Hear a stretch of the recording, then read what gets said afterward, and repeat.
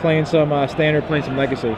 Yeah, I think the standard format is really wide open right now, and if you know your deck inside and out, I think you could do really well. Yeah, for sure. Yeah. All right, so on the right we have Clay with his Barely Boros deck. Leads off with a turn 1 Stormcloak Noble. Definitely the draw he wants. He either wants a Noble on turn 1 or he wants a Rakdos Calculator. I think that's just his best draw by far. John just plays a Sunpetal Grove and passes the turn.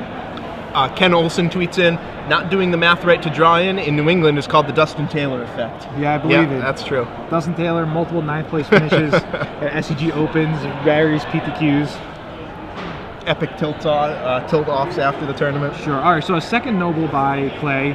So he's putting some pressure on there. Next turn, threatening some more damage. Let's see if John has a turn 2 play. Ooh, in the form of Cavern of Souls. I think he really wants a Farseek here, and he does have it. Yep, just build up his mana base, try and drop a stopper like a Restoration Angel. Obzadat Ghost Council would be phenomenal. He's probably going to get a Godless Shrine here. What's he have, a Temple Garden already? No, he has a Sunpetal Grove, yes, essentially a Temple Garden. Sunpetal Grove, yeah, and a Cavern of Souls. So there is a Godless Shrine. He'll pass a turn. Now, it looks like he added all the dual lands that he should, unlike Billy P. So if you guys are looking at Billy P's deck list and you don't see any Stomping Grounds, that's because he did not know Stomping Ground was legal. Yep. He asked his friend what he should add from the new set. His friend said nothing, so he added nothing. So Billy P is not playing any Stomping Ground. Not even one. And he still made top 8 with his John deck. Yeah, nice Garrick Primal Hunter. Nice triple green. Yeah, that's actually true. He was mana host. Yeah, one match we watched. Yeah. He was. All right, so both Nobles are attacking. So one's becoming a 3/3, the other one is a 2/2, and Clay played his third land in form of the Clifftop Retreat and just passes the turn. So this probably signifies that he definitely has some burn in his hand. Maybe a Boros Charm, maybe a couple of Searing Spirits in his hand. Yep, now interesting to note, Dan Walton, no Brimstone Volleys in the whole deck. He cut those, they were by far the worst burn spell. He cut those for Boros Charm. Okay. That's pretty interesting. So two different Boros deck. In the top 8, Dan Walton and Clay on the screen right now.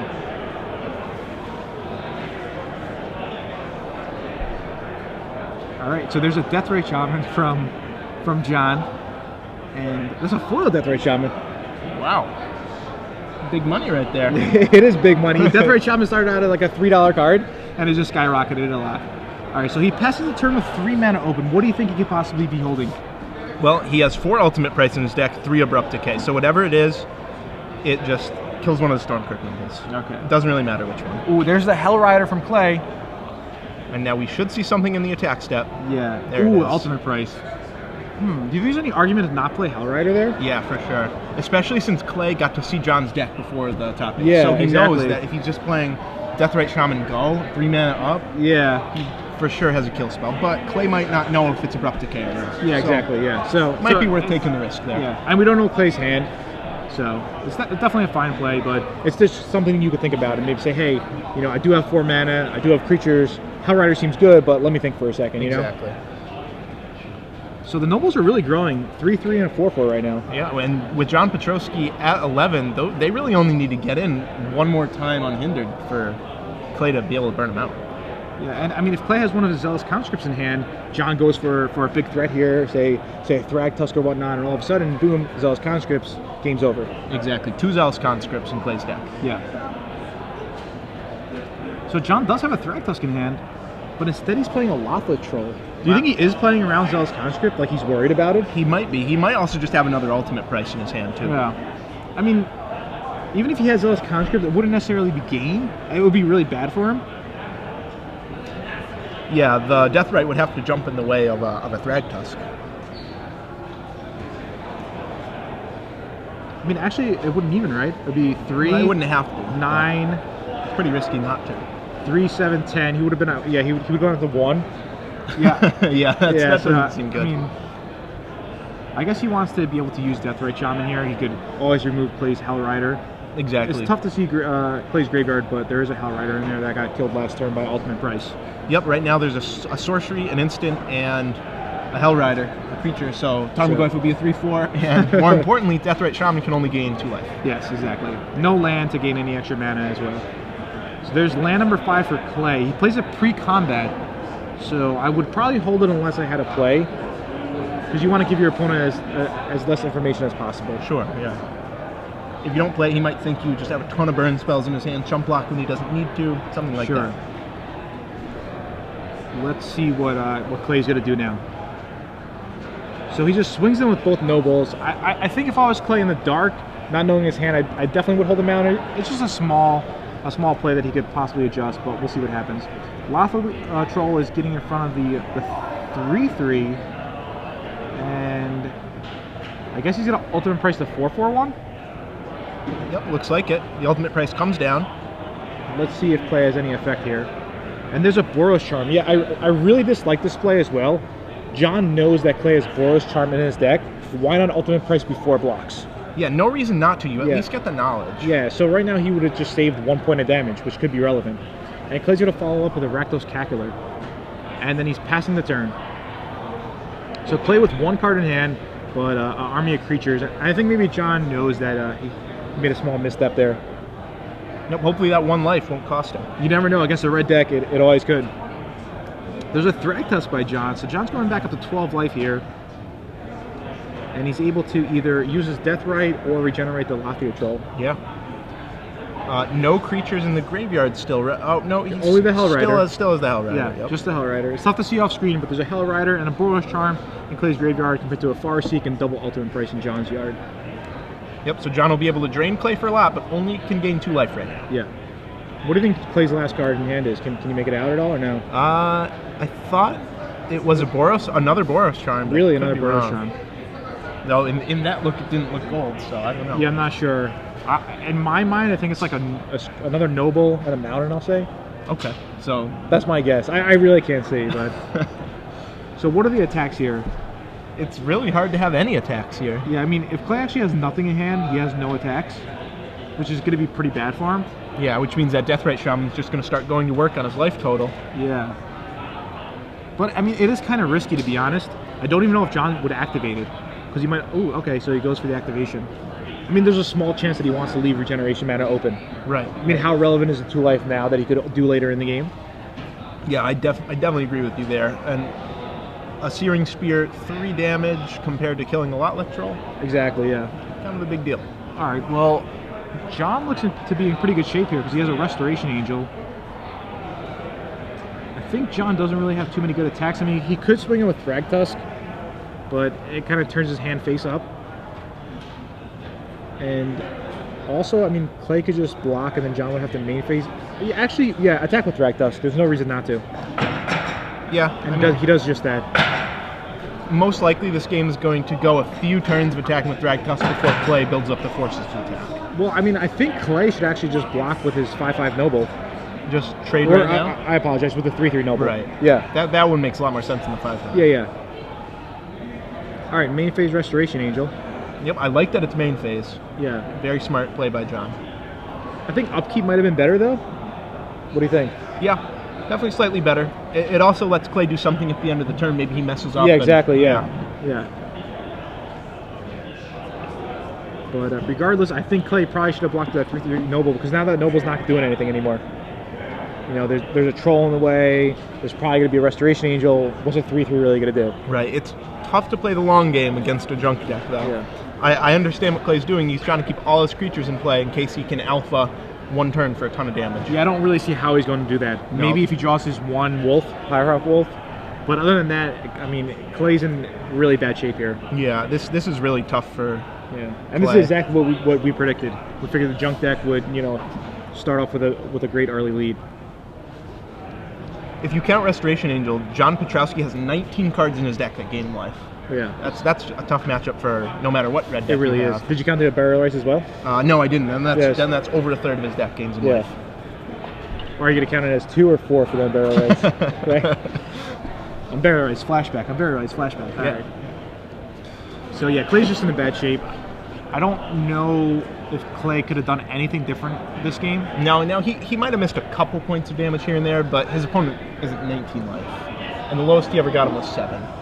Yeah, I don't even know if he missed any damage. All right, so there's a Hell Rider from Clay. I think the only thing Clay could have done, and I think this is something that maybe Boros players should think about, against decks like the junk deck, is just holding on to your Hell Riders as long as possible and force your opponent to use their removal spells on your, Stormcook Nobles or your Rakdos Cacklers or whatnot, for example. Yeah, I don't Just think it your would have done weaker anything creatures. this game, but I definitely agree. There's a lot of times you have Hellrider and they have 4 open mana. And Yeah, it's just like, well, yeah, they're I'll definitely going just to have play a something. smaller. I'll just play something for 2. Yeah. Save my Hellrider. Yeah. This way they think I don't have one too. If it's not a removal spell, it might just be a Restoration Angel. Right. And you're just chump attacking sometimes. So Restoration Angel gets in. I think I would have probably also attacked with Rakdos there. Yeah, I think John Pietrowski, he thinks this game is out of reach at this point. So he doesn't I want to do anything risky, but I mean, you could just close the game out. Yeah, I guess. But at the same time, Clay can't really draw anything. Like, what's Clay going to draw to get him back in this game? He had no Thundermare Hucket in his deck, so It would probably start with Pyroheart Wolf. yeah. See, look, there's a council. I think Wow. I think it's definitely fine to attack with Rakdos. Yeah, it But probably was. Either way, I mean, John's just a great position in this game, and he'll pass the turn. All right. Before passing the turn, he announces the council trigger. Yep, so that'll slide out. It'll come back in next turn. It'll do 2 more damage, another drain life essentially for 2, and it'll also have haste. And Clay draws. I'm not sure what he can find. Yeah, I mean, he could just Diabolic Tutor his deck every turn and probably still lose this game. Exactly. It was like that game with Billy P we saw. His opponent drew almost the best card Yeah, in his he deck did, every yeah. turn. And some games that just doesn't matter. Yeah, Ted drew like Thragtusk, Smiter, like Huntmaster or something, and it just didn't matter, yeah. Game was just way out of reach. And now Clay in the tank trying to find a way. Yeah, I mean, Clay's at 8 life. Which so- is 2 turns. Yeah. Oh no, with the Deathrite Shaman, he's just dead. Yeah, he's just dead, yeah. I mean, he'll shoot another 6. Clay is I not mean- a happy camper. He's just dead. Shoots him to 6, untap, the council comes into play, he's at 4, shoot him to 2, attacking the air with Angel. So, I mean, I think Clay's only play is turn all his guys sideways and then pack up his cards. Hope John messes up. Yeah. Hope John maybe blocks with the Deathrite Shaman. Yeah. So I guess in response, Deathrite Shaman is getting used. I don't really know why. Yeah, I mean, John Maybe read the John S. thinks that. Oh no! Oh, that was end of end of turn. turn. Okay, so Clay's just dead. Yep, he sure is. Maybe he's hoping he forgets to ping him. I don't know how long that'll work for. Yeah. Yeah, there you go. He realizes now. Okay, yeah. I don't know if that was a handshake he was trying to extend, or he just kind of waved his hand in front of the board. But regardless, John just wins the first game against Clay. And is this a good time to ask a question and give out some premium? What do you think? You know, I think this is a great time to. All right, we're premium. back here. Gereffi Fabiano here with Zach Hall. Hello. So we saw a bunch of decks. Yep. What do you think your favorite deck was? In the whole tournament? Yeah. Well, I think it was probably a deck with a lot of mountains in it. I really like not Josh Cho's deck. I misspoke. Rich Wynn's deck. Rich Wind deck. Yeah. All right, awesome. My favorite deck was Anthony Lowry's deck. Oh, that was pretty good. He was playing a blue-white-red aggro deck. Yep. All right. Not And- quite Flash. Not quite Flash. And in his deck, he could gain infinite life. Okay. I want to know what 3 cards he needs to gain infinite life with. Right now, just so you guys know, there are a couple substitutions. Sure, but But- any 3 would do. Any 3, they're the 3 that are most commonly used. The 3 most common ones. Yeah. Yeah, I like that question. So tweet in at SCG Live/SCG Premium. Yeah. Now make sure you guys have this hashtag Yeah, right. hashtag there, SCG Premium. SCG Premium. If you want to do all SCG Live as well, that's fine. We'll see it on our Twitter account. Not a problem. But make sure it goes to SCG Premium so we could pick the winner. Make sure that's before the quarterfinal matches are over. Yeah. That's the only way it'll be counted. It's gonna be 3 months of premium, and months then premium. tomorrow we're gonna do 6 months, and then we're gonna do a year premium as well. So just the 3 Exactly. cards in standard, you can get infinite life. That's pretty cool. You want to give him a hint? That's a pretty tough question. No, it's not tough. It's not tough? It's all these cards are in Anthony Lowry's deck. So, Okay, So there if you we want, go. go to There we go. StarCityGames.com, look at the top 16 deck lists. You won't see Anthony Lowry because he actually started off 6-0 and then 0-3. Yep. Yeah, but We call that the crash and burn. yeah, the crashing burn. Crash and burn. Yeah. Happens to the best of us. It does. But I do really like his deck, and if I do go to SCG Ohio next weekend out in Cincinnati, It's close. I'll probably play something really close to Anthony's deck. All right, so both players are sideboarding right now. Clay is probably going to bring in his 2 Skullcracks, and he's probably going to bring in both his Boros Charms. And what do you think about Reckless Wave? Do you think he'll bring it in just to be a bit more aggressive? On the play, I like it. On the draw, I don't. John has so many 2-drops that it's probably not going to be very effective, but for 1-drops, he only has Deathrite Shaman. Sure, so since he's on the play of this game, he's almost certainly going to bring it in. I think we'll see him. Usually they're against the Esper control decks, but they really shine against Esper control decks. This matchup is so tough for Clay that I think he needs to try and get any advantage he can, and you know, if that means getting lucky on a Reckless Wave, why not? That's right? what it means. Yeah. So this is just a bad matchup for Clay, and really you know that's usually what happens when you're playing like a really aggressive Boros deck or just mono red deck. You know, you run good throughout the tournament. You know, not taking any credit away from Clay, I'm sure he played really well, but just playing a mono red deck, you're gonna have to run really good because lots of times the games only last 5, 6, 7 turns. Right. Each decision is very important. Whereas if you're playing an Esper control deck, you could kind of control your draws more. You have Thought Scours, you have Think Twice, you have more options. When am I going to cast my Supreme Verdict? So I feel that I don't want to say it's more skill intensive, it's just a different type of skill set. It is, yeah. And I mean, I understand your point about these red decks where eventually you're going to run into this deck that's just a really bad matchup. Bad matchup, yeah. And if you're Esper and you run into a bad matchup, there are usually some sideboard cards. Exactly. If you're red, there really aren't that many sideboard cards to beat a Thragtusk. Yeah, Skullcrack does kind of, but it's just not that good. And the thing I'm kind of noticing is that no one's really playing Skullcrack main deck. Right. And the people who are playing Skullcrack, they're only playing 2 copies in their sideboard. Right, because it's a Lava Spike. That's all it is. Exactly. And there's less and less Sphinx's Revelations, and there's less and less Thragtusks. But I wonder, is there less Skullcracks because there's less Thragtusk? Maybe if people are still jamming 4 Thragtusks and 4 Sphinx's Revelations in their deck, will people have to, main deck Skullcrack? Yeah, well, see, the problem with that is when you play against a non-life gain deck, you're just playing Lava Spike, and that card is not good. Sure. Boros Charm, at least, it's a Lava Spike, but at least it has some versatility. It can at least be a combat trick. And it's kind of interesting, speaking of main deck Sphinx's Revelations and having 4 Thragtusks, Reed Duke played the Band Control deck. He was one of the pioneers of the Band Control deck. And I walked around, and I did not see a single Band Control deck out of 321 players. I mean, I'm sure I didn't see everyone's deck, but the top tables, the middle tables, on my break, the bottom tables, there was just no Band Control whatsoever. Yeah, it's fallen so far out of favor. Yeah, I guess it's just out of favor.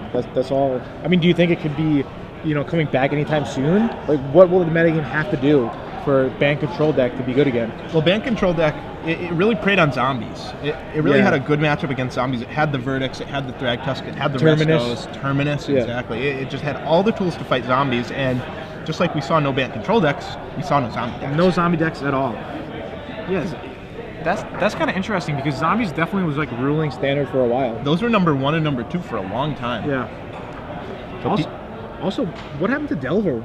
It's not good when it's not backed up by Mana Leak and Ponder, unfortunately. Yeah. At least not in Standard. Yeah. Looking at John Pietrowski's sideboard, we kind of got sidetracked on Clay's there. He has a few more interesting options. He has the 4th Deathrite. He has Terminus if he wants it. He has Thalia if he wants a first striking body. And Blind Obedience, too. I think Blind Obedience is a must. That's going to come in. I heard such good things about Blind Obedience from pretty much everybody who played it today. Yeah, if I were you guys, I would pick up Blind Obedience while you still can get your playset. I think they were like just $5 too. They were. I looked it up the other day. Yeah? $5. They might have gone up because I think Star City might have been sold out on them. I mean, they usually have a lot. So yeah, just check the website. Check for yourself. Don't take my word for it. But yeah, Blind Obedience for $5 is a pretty good deal because look at Deathrite Shaman. They're pretty much the same thing. Blind Obedience started at like $2 or $3. Now it's $13. Blind Obedience started at $2 or $3. It's already up to $5. I can see it going up even higher. So either do a lot of drafting or just pick up the Blind Obedience is why you could. No doubt. Unfortunately for Clay, he's mulliganing. I didn't even see this card in the sideboard at first. John Pietrowski. Don't say it too loud because it'll probably just crush Clay's. Clay. He has 3 Faith Mender. Yeah. 3 rocks Faith Mender. The card from M13, 3 colorless, 1 white, 1/5 with lifelink. But the real nail in the coffin. Yeah. Every time you gain life, you gain double that life. Exactly. So Obzida, gain 4, drain 2. Thragtusk, gain 10. Yeah, that's Thragtusk, gain another 10. Yeah, even Deathrite Shaman just tap it to gain 4 life. So And the card itself is, if it's just in play and it attacks, is free 2 damage. And if you leave back a defense, it has a 5 toughness. It's really difficult for the Boros decks to ever get through a Rock's Faithbender. Yeah, I mean, even if it didn't have that other ability, it would still be pretty good. It just is a 1/5 life though. Yeah, 4 mana, 1/5 life. Yeah. Why not? I sided in Horn Trolls and constructed against red decks. Heck, why not 1/5 life? Yeah. All right, so let's see. Clay looks at his hand, and he says, all right, I'll give this a try. And he leads off with a turn 1. There it is.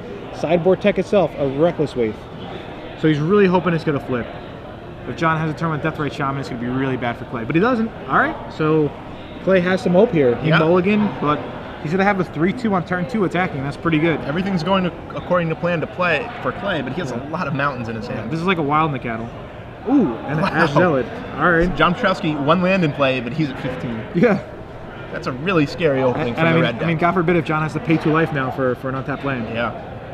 It looks like he doesn't. I believe that's isolated. Yeah, Isolated Chapel. I think he's going to Farseek here, but he also, does he have an ultimate price? He has an ultimate price. Okay, so I think he can't Farseek. I think he just hacks the ultimate price, the Reckless Wave, save some damage here. Yeah, the only other option is if the Farseek sets up 2 spells on his next turn. Yeah. But even so, I think you just have to kill the Reckless Wave now. Yeah, he does just that during his main phase.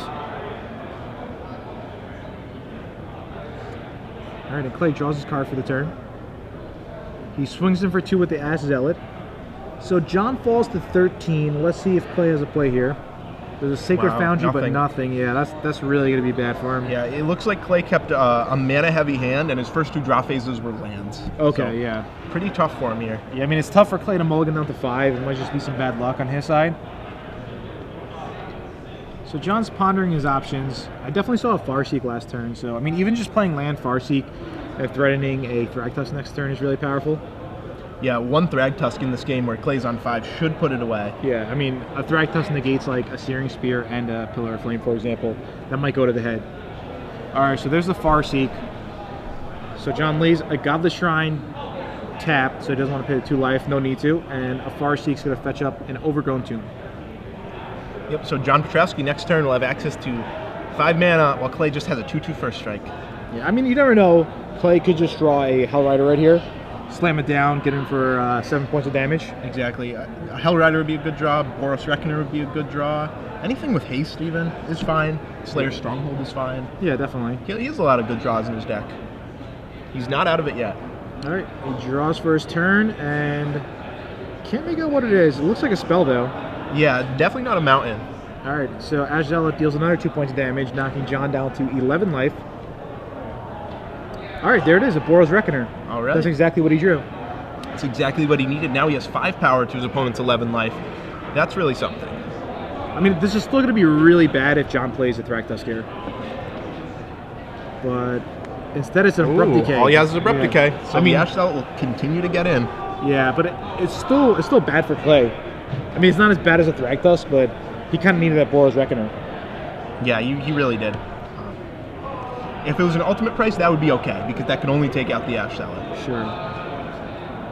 And there is a Blind Obedience. Okay. So a sideboard card that John boarded in.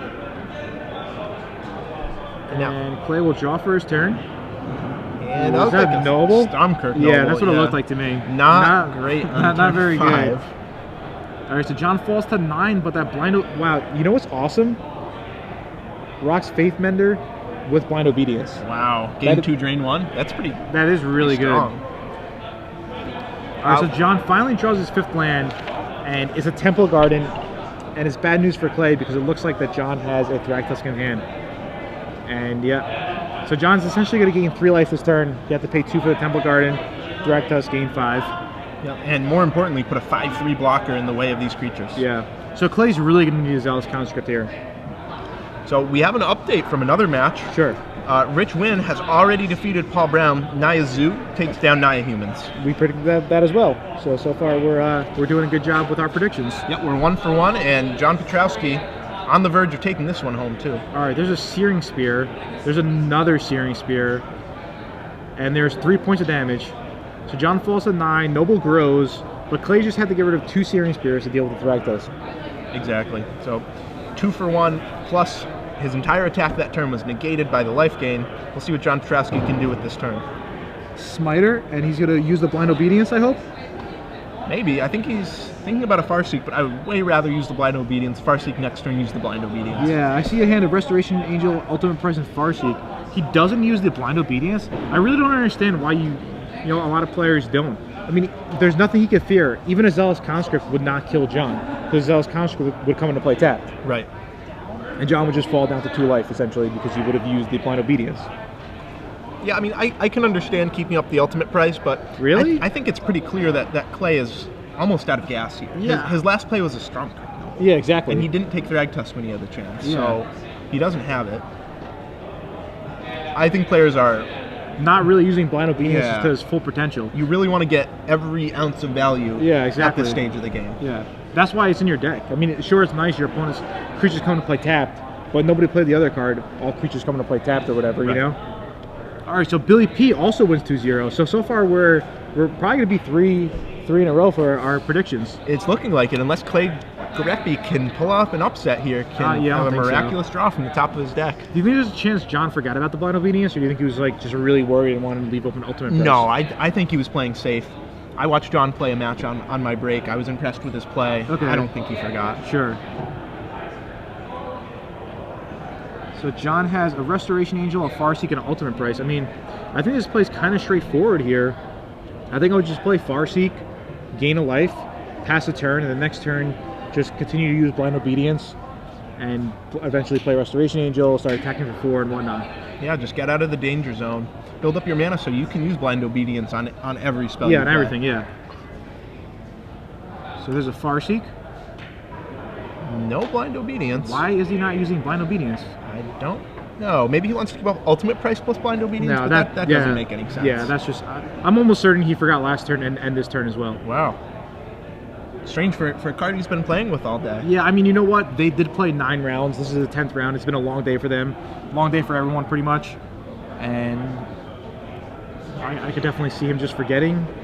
I don't see any other line that, he's decided to take not to use Blind Obedience. Right, unless he's Ultimate Pricing right now, in which case, sure. But I don't think he's Ultimate Pricing. Yeah, I think you just want to hold the Ultimate Price for... something scary. Yeah, sure. I mean, there's nothing even scary he could really play. Because John could have been at 11 life. He had two shots at the Blind Obedience. Yeah, no haste creatures are scary. Maybe he's trying. Maybe he's worried about a Stone Right potentially. Yeah, that's such a corner case. Wouldn't even really do too much. No. Anyway, Clay plays land number 5, passes the turn. John draws another Restoration Angel. Okay, so right now John just wants to start to attack with the Loxodon Smiter, and this game is just pretty much over.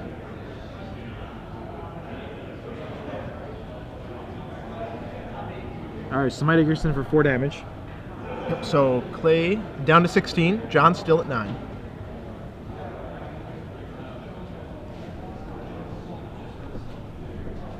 And I think he's just saying go. He's going to sit on his resto. Yeah, he definitely is.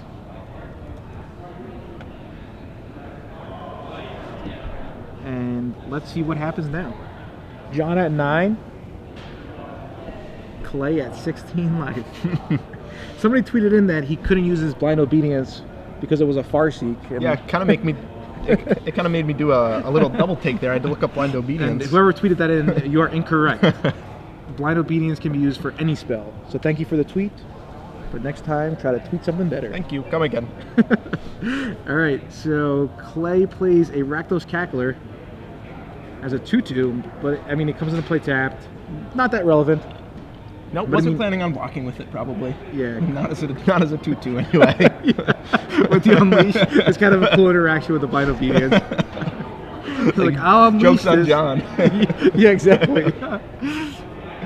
I think Clay's thinking, like, maybe I should attack, but he definitely just can't. And yeah, there's no way John doesn't have resto. All right. Oh. And, all right, he uses the Blind Obedience. Right, so life total is 15 to 10. Sure. Oh, wow, another Restoration Angel. That's insane. So, John just drew back-to-back Restoration Angels. Not that he needed it. I feel like he's using all his luck now. And tomorrow he's going to come back for top 4 and like never draw a Restoration Angel. 2 or something. Yeah. All right. So, both creatures come in. I mean, I think Clay just has to double block here. Yeah, I don't... I mean, it doesn't really matter, but I still think double block's probably the right play. Yeah, it probably is. We know John Pietrowski's hand is resto ultimate price, so there's no getting out of this for Clay. Oop. Is that a Hell Rider? I don't know. He drew a spell, but I think it's just out of reach here. Oh, Mizium Mortars. Okay. I didn't think he sided that one in. I don't know why. There's some hope. But I forgot all about that card.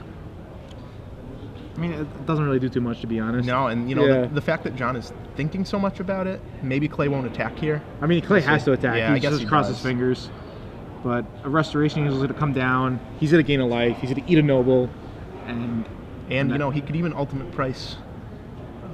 Okay. Why? Well, he's playing the Restoration Angel too, for sure.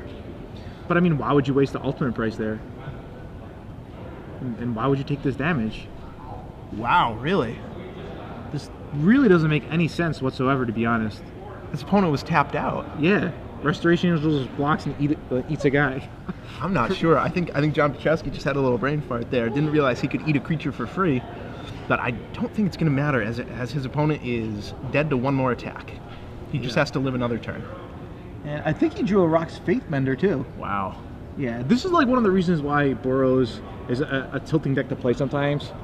Because just like it gets to a point in the game where you just can't do anything. You cannot win. Yeah. Even if your opponent plays his hand completely wrong, you can't win. Yeah. All right, Nick Miller tweets in that he was incorrect with the Farseek. Thank you. And apology accepted, friend. yeah, of course, yeah. And we do appreciate everybody watching and enjoying this with us. So Clay untaps. He draws. I mean, yeah, he's just dead on board. Unless maybe he has another Mizium Order, buys him another turn. He does have 3 in a sideboard. I'm actually surprised he boarded them in too. I guess they're good. You know, now that I think about it, I'm not surprised at all because of the Smiters and because of the Nighthawks. It just took me by surprise. Yeah. That's one of the breakout red cards of this tournament. Everyone has said Mortars should have been main deck for the sideboard. Really? And if they had 3 in their main deck, they said it should have been 4. Yeah, I guess he has to kill Smiter. But all right, there it is. Clay falls to John 0-2. And John is going on to the top 4. Yeah, I guess Mortars